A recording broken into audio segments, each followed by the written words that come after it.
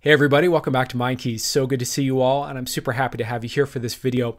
So today's video is going to be on the topic of what the kind of emergent common themes of work that we have to do on ourselves over time as we start to use psychedelics as a part of our personal development path, part of our personal growth path. So there are a bunch of these that I've been kind of unpacking here. I've got 3 of the most core today to share with you. I think you're really going to enjoy this. This is something you're not likely to see anywhere else. I don't see anyone else talking about this. So if you're interested in this kind of thing, watch on. And just super quick, in case you're new to the channel, you've never seen me, you've never seen any of my videos before, just want to say a warm hello to you first of all, and introduce myself. My name is Dave. I'm a coach. I'm a hypnotherapist. I'm an NLP practitioner. And here on Mind Keys, I like to talk a lot about things like personal development, self-actualization, spiritual awakening, personal growth and transformation, self-healing, psychedelics, spirituality, the esoteric philosophy, but really the practical application of all of these things brought together in a way that we can use to actually transform and level up in our lives. So if any of that is of interest to you, then welcome. You're certainly in the right place, and I'm honored to have you as a part of this conversation. And yeah, thanks for watching. Let's go ahead and get into it.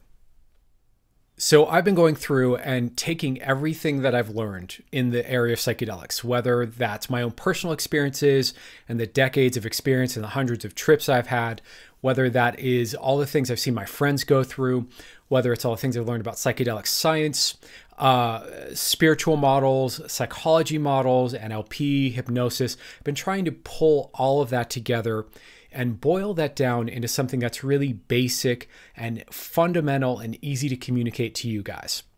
And part of the reason I've been doing this, just to be totally transparent, is that I want to make a course for you guys that's really easy to follow, very practical how-to on how you can use psychedelics to transform, to heal, to, let go of issues, to move through stuff, and how to really work with your own mind, how to work with the psychedelic to get the best outcomes.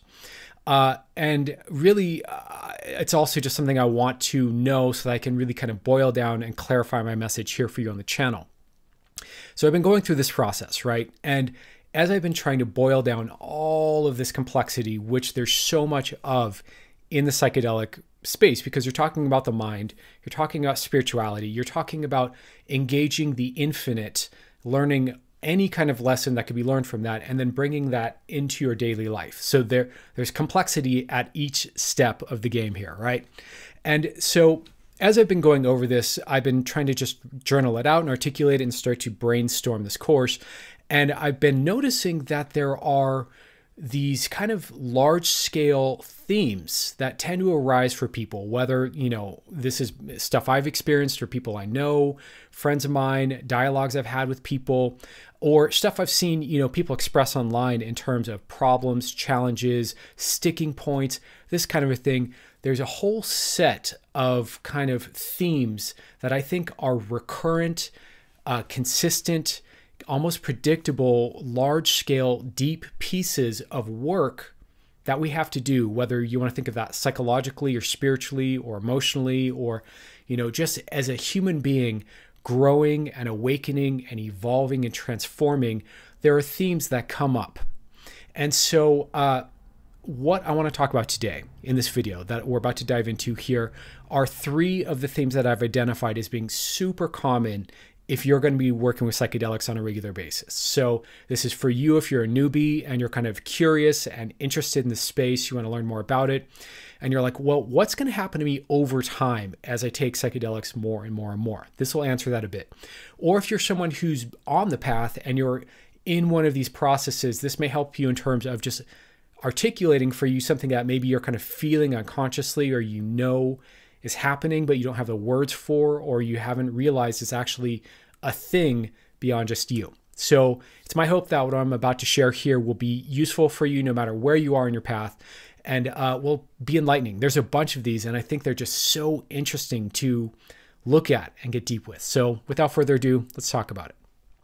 So without a doubt, the first one that comes to mind for me, because I see it happen all the time, is the experience of creating yourself consciously. So let me explain what I mean by that, because I don't mean to insult you by saying that if you haven't done psychedelics, that you're not creating yourself consciously. All I'm saying is that for those of us that are, using psychedelics as a form of self-work, of personal growth, that this is a theme that pops up.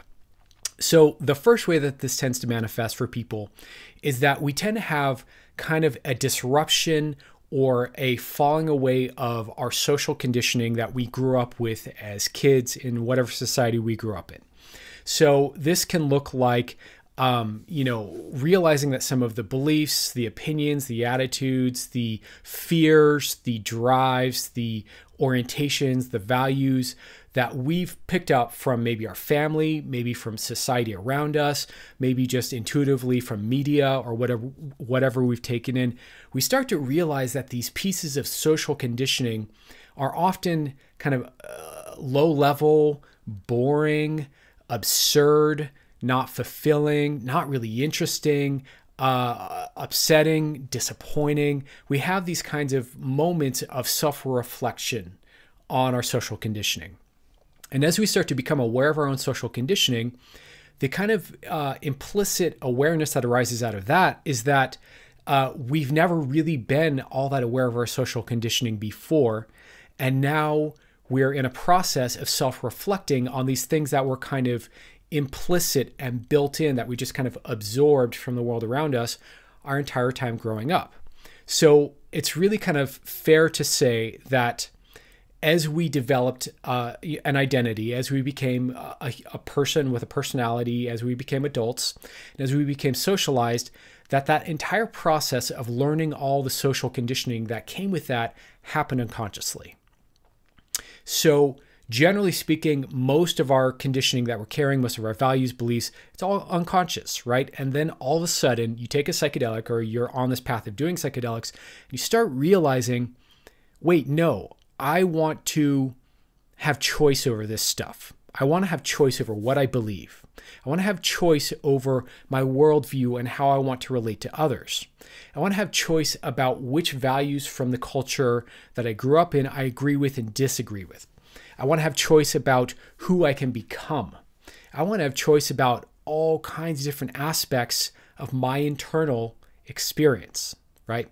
And so what starts to happen as we start to become aware of this is a process of reconciling and going through all these different belief systems, these different value sets, these different pieces of identity, whether it's, personal, like reflections we got when we were younger, whether it was just collective, like this is what people in our country do. This is what people in our country believe and value. This is, et cetera, et cetera, et cetera. I'm sure you get my point. So this becomes this thing that we reflect on, and we can start to throw out what doesn't serve us and start to take up what we do believe in instead, what we recognize as a better belief system or a better way of thinking or feeling or behaving, and start to implement it into our daily lives as this is me. This is my value systems. This is what my heart resonates with. This is what my soul calls me to do. This is what makes logical, rational, intelligent sense to me. And so we start to take up this process of creating ourselves consciously, often for the first time. Now, here's the interesting thing about this too. Even if you've been through this process before, let me know, by the way, if this resonates for you, if this is something you recognize that you've been through or that you've seen other people who have taken psychedelics go through, drop a comment down below and just let me know, you're like, yeah, that hits home. But there's an interesting thing about this in that even if you've been through this process before, this is something that if you're working with psychedelics and you're engaging the mystery and you're really opening yourself up, you will continue to go through iterations of again and again and again as you evolve and as you grow and as you transform and, further refine yourself and further become a more self-actualized person. So this is a good skill to start to develop. This is a good thing to have because not only do you start to get autonomy, sovereignty, self-ownership, but then from there, anytime you're caught up in a bullshit belief system that you catch yourself thinking and you're like, why do I believe that? Why do I think that? Is that really how I want to see myself? Or is that really how I want to see humanity or the world? Or is that really how I want to see life? Once you're aware of that, you now know that you can and how to start to deconstruct that, challenge that, question that, explore that, get mindful and present to it, transform it, and consciously create who you want to be instead. So like I said, this is a process that seems to be pretty universal, pretty common, and pretty automatic. This isn't something that people often, on the outset are intending to do. It's just one of these things. It's a piece of the work that arises as we're taking psychedelics. It's like, oh boy, I have all this stuff that's unconscious inside of me, and I want to, make it conscious. I want to awaken to it. I want to have choice over it, right? So this is just part of the work, one of the many parts of the work of doing psychedelics. Let's get into the next one. Okay, and the second one I want to talk about is the healing of your accumulated traumas. So one of the things that seems pretty self-evident when you take psychedelics is that we have what, in certain types of psychology, they consider an inner healer aspect to ourselves. There's a deep intelligence in the nervous system, in the mind, in the body that knows how to self-heal.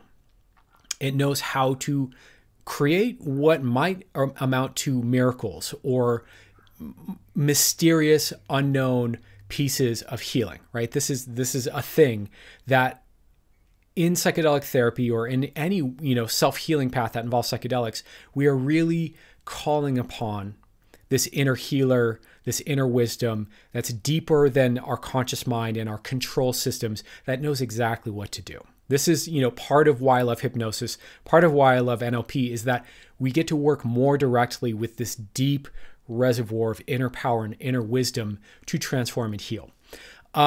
And so we call upon this inner healer to help us in healing our accumulated traumas. Now, when I say accumulated traumas, yes, sure, I mean the big traumas that happen, if we have some sort of adverse life event or multiple adverse life events, but also, I mean just the little accumulated upsetting pieces of recognizing the truth about ourselves, about life, about human beings and human nature, about existence on Earth, for example, all the different ecological crises we've got going on. Like the first time you learn that the planet's in peril as a kid, that's a trauma. That's a moment you start to realize things are not perfect in life, right? Or the first time you realize that there are people that are never going to like you just because, well, there are some people who don't like anybody, That's a trauma. That's a wound, right? The first time that, et cetera, et cetera, et cetera. We have all these little accumulations of disruptions in our sense of the beauty and the perfection of life that start to just kind of nick away and cut at our sense of peace, happiness, well-being, joy, alignment, et cetera, right?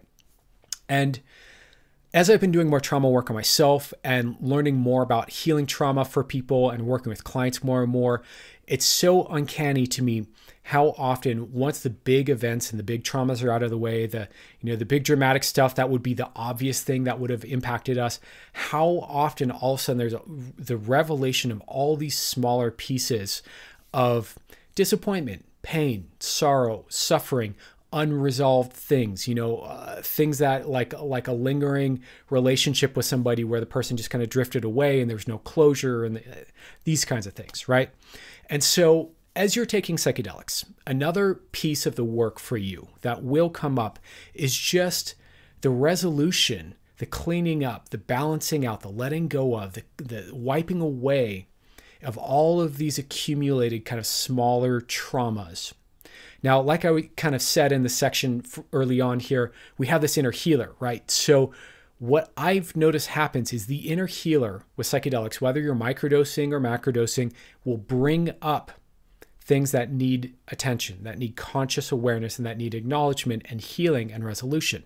So that could be you're microdosing and maybe you've been kind of just blah. You've just been kind of and you're not excited about life. You start microdosing, you start feeling a little bit of joy, a little bit of excitement, And the inner healer in you kind of brings up maybe a little bit of the root of why you've been feeling so blah.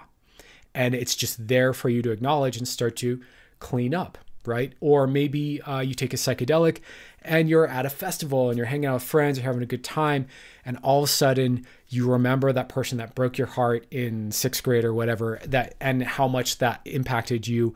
And you never really, you know, because you're a 6th grader, you didn't really know how to fix that or solve that or resolve that for yourself. And so it just kind of like has been lingering in the background, and all of a sudden you're aware of it. Things like this are very, very, very with psychedelics, very, very, very common, with psychedelics. And this is just another one of these pieces of the work that we're just cleaning up the accumulated traumas over time. The good news is that we're living in a time where we have more tools for trauma healing, trauma release, letting go of trauma than ever before.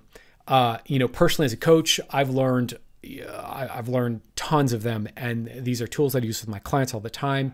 They're things I will be putting in these courses to share with you guys, and there are things I can recommend to you right away. I can point you in all kinds of different directions. So the good news is that, you know, as you're working through this, you don't just have to be kind of stuck with the trauma. The psychedelics will help bring it up. That'll help you work through it and sift through it and become mindful of it. But also there's all kinds of trauma release techniques, so you don't have to be stuck with this kind of stuff. Okay, let's talk about the third one. Okay, and the third one is really this experience of opening to larger and larger perspectives, and then working with those perspectives, even if they are challenging.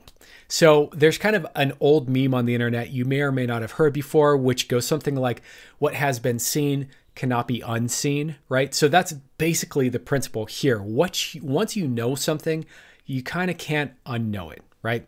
And so part of what happens with psychedelics, that's just part of the work, part of what we have to adapt to as we are kind of growing, is that we will tend to have a finer and a deeper and a broader set of knowledge and experience and nuance, both internally and externally. So we become more aware of more about ourselves, and we become more aware of more about the world around us and the universe around us, life around us, the different subtle realms around us, the physical life around us. All of this becomes something that we become more and more attuned to, more sensitive to, more aware of, more in connection with. We start to develop new capacities. We start to realize that, you know, we have a spiritual side, we have an intellectual side, we have an emotional side that maybe we're not listening to. We have maybe unprocessed love in our hearts that we haven't been listening to that wants expression. We've got a need to move our bodies more than we've been paying attention to, and we get signals from the body that it's time to move and time to exercise. Whatever it might be, we start to get more information coming in. Now, with this more information, all of a sudden, first of all, we get bad information as well as good information. So we get challenging stuff. We get new pieces of insight and wisdom and concepts and ideas and observations that we don't know what to do with, right? We don't know what we think about or what we feel about or how to process that, right? We start to realize more about the nature of ourselves and the life around us and the universe around us and human beings and relationships, some of which we don't want to see or know, and yet now we know, right? But also we start to see more of the beauty, more of the possibilities, more of the potentials, more of like the rich, nuanced, amazing, mind-boggling complexity of what it actually means to be a human being alive here on Earth right now in this moment. It's fucking amazing. Personally, I love it. But as we are integrating all that information, right, as we're taking all that in, it takes a while to get used to operating with this new level of awareness, right? With this new level of understanding, with this new level of insight about ourselves, with this new level of insight about life around us. And as we continue to kind of develop that out, at a certain point, we kind of get used to that. We're like, okay, cool. Yes, great. I am more than I thought I was. Life is more than I thought it was. People are more than I thought it was. And the world is not as it may have seemed when I was younger, right? And we kind of integrate that. We get used to that. And then if you continue doing psychedelics, you will grow again to another level of awareness. You will expand your paradigm again and again and again and again, you know, ongoingly.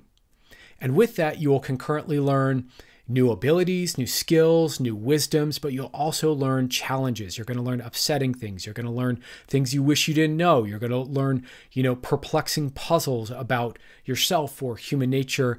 And this is just part of the work, is finding peace with and making peace with more information, more awareness, more truth, more of the fullness of your experience, including the challenges, right? And so this is one of those skills. This is one of the works. It's opening to larger and larger and larger kind of, perspectives, apertures of reality, if you will.